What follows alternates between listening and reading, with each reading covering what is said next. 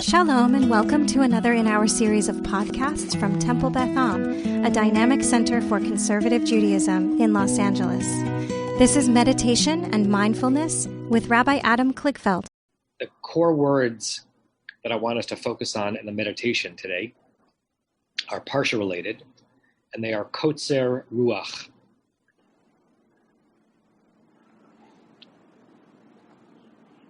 Graciously to the Israelites, based on God's understanding of their kotzer ruach. Their kotzer is short, katsar, ruach is spirit. The shortness of their spirits, that's a terrible translation, but that's a literal translation, from their oppression under the Egyptian enslavement. So we could spend, if this were a class, which is not, it's a meditation experience, we could spend an hour trying to decipher what is meant by kotzer ruach. One of the most interesting interpretations I've read is that it's kotzer nishima, or choser nishima, a shortness of or a lack of breath. That their toil was so severe, they couldn't even breathe. Right? How evocative for this moment. I can't tell you how many people, for all the different calamities that are happening simultaneously right now, have shared with me how hard it is to breathe, literally, feeling like there's an anvil on their chest, feeling like they're breathing, but it almost doesn't seem like the oxygen is doing the work. And the meditative pose, obviously, is the antithesis of that, right? It is the deepest breathing possible. It is intentional breathing. It is breathing the fullness of what is possible.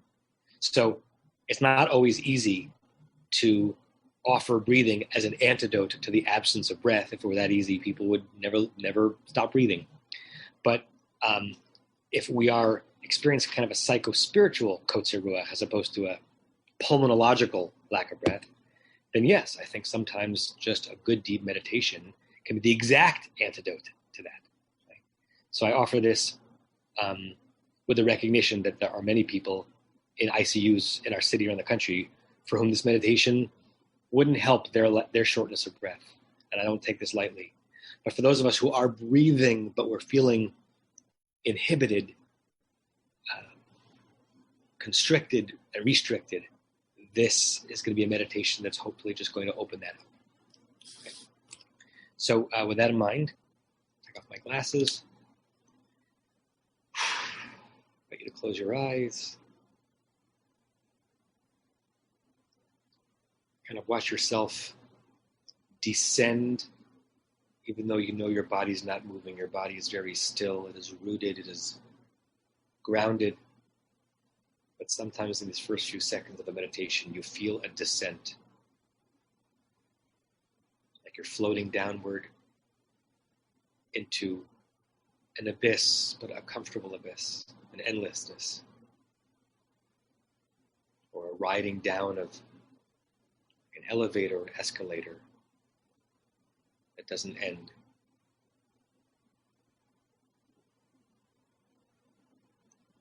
And that descent can sometimes also be experienced as a heaviness, as if the gravitational forces, which are always upon us, are upon us in a yet more intense way.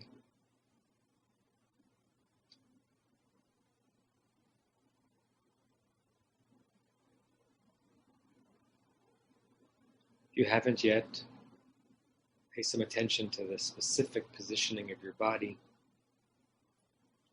with your legs flat on the ground in front of you, your hands on your legs, either face down, so that you are gently caressing yourself, or palms up, expressing an openness to the universe and to this moment.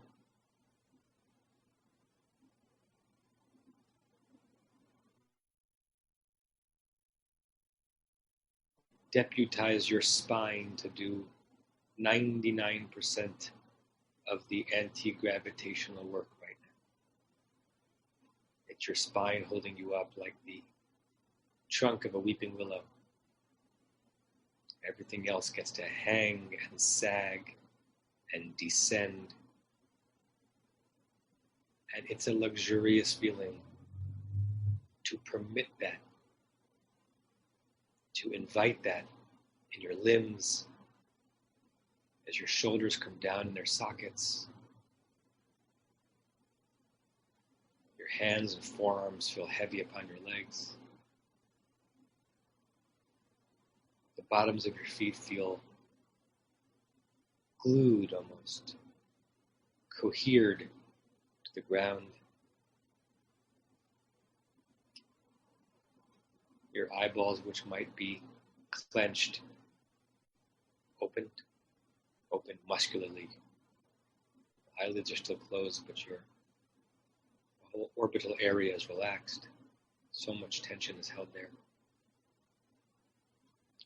When you do that, the whole face falls, but in a lovely way, not in the biblical way that expresses sadness, but a lovely falling, as if there is a hanging and a sagging of your skin upon your face, skin of your forehead, supple and open rather than clenched, skin on your cheeks and your chin, helping to open up your jaw just a little bit. Maybe even your earlobes can hang a bit more heavily than normal. Your spine remains straight and ramrod as you imagine a perfect vertical line going from the top of your head down through your neck and spine, almost pinning your tailbone to the floor.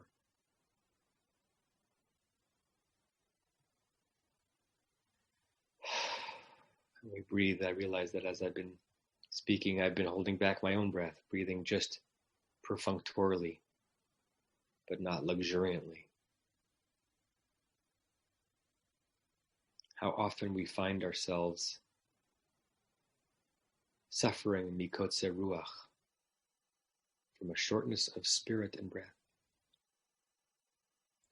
taking half breaths or quarter breaths, thus depriving literally ourselves from oxygen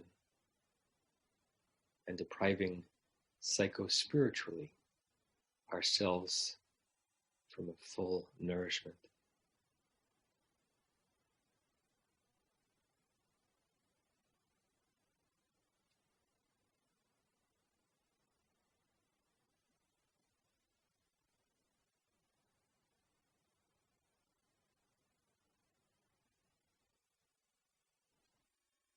Allow the breathing to be the opposite of kotzer, to be aroch, long.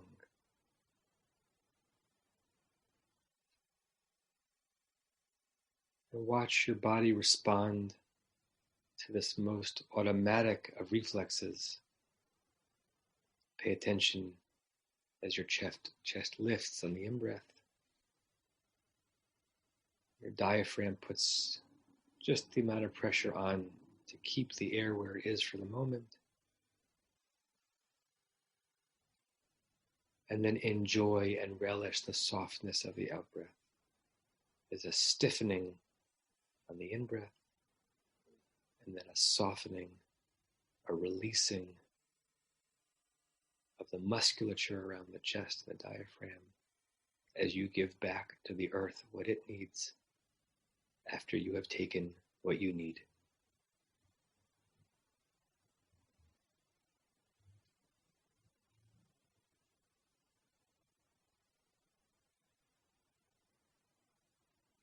Orech Ruach.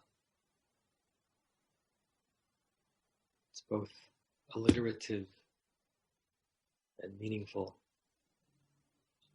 Length of spirit, length of breath.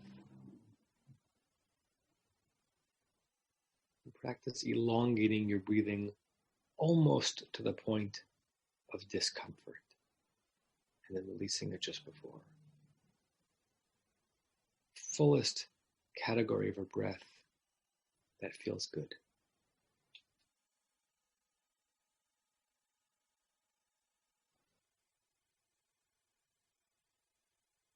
And as your chest cavity expands on the in-breath, it's almost as if It's an indication of the expansiveness of all the possibilities that confront you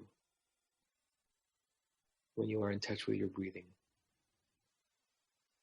You are limitless rather than limited.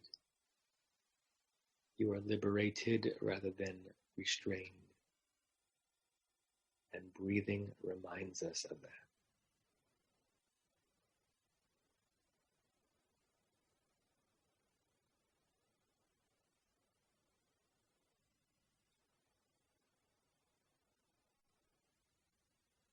For the rest of the meditation, which will move into a quieter zone, I want to invite you to do a 10 count, which means when I end my speaking, start counting 10 deep breaths in through the nose, 10 out breaths. If you lose the count, go back to 1. If you finish the count, just keep the rhythm going without counting. And the only words I want you to hear in the silence are Orech Ruach, the opposite of Kotzer Ruach, extended spirit, lengthy breath.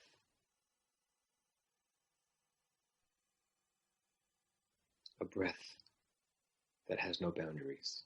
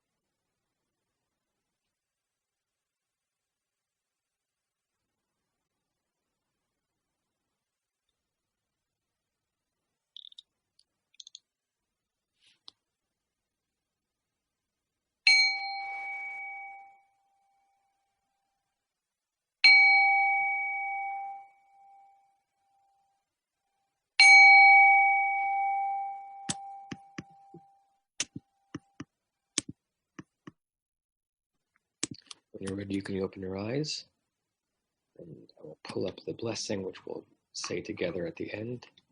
My computer was not agreeing earlier, so I don't have it prompted yet. Give me 1 second.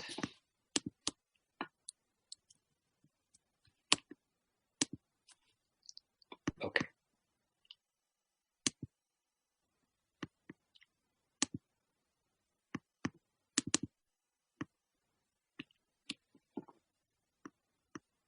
Let's say this 3 times together, and welcome back, Alan. Sorry that we lost you in the middle of that. May we and all beings have happiness and the causes of happiness. May we all be free of suffering and the causes of suffering. May we all experience true happiness that has no taint of suffering. And may we live in great equanimity, free from burdening attachment to loved ones and contempt for others, but rather with compassion for all. May we and all beings have happiness and the causes of happiness. May we all be free of suffering and the causes of suffering. May we all experience true happiness that has no taint of suffering. And may we live in great equanimity, free from burdening attachment to loved ones and contempt for others, but rather with compassion for all. May we and all beings have happiness and the causes of happiness. May we all be free of suffering and the causes of suffering. May we all experience true happiness that has no taint of suffering. And may we live in great equanimity, free from burdening attachment to loved ones and contempt for others, but rather with compassion for all. I say namaste and shalom, and continue breathing, and I'll see you all soon. You have been listening to another in our series of podcasts from Temple Beth Am, a dynamic center for conservative Judaism in Los Angeles. If you enjoy these podcasts, we invite you to write a review on the Apple Podcast site or wherever you get your podcasts. For more information about Temple Beth Am Los Angeles, go to tbala.org.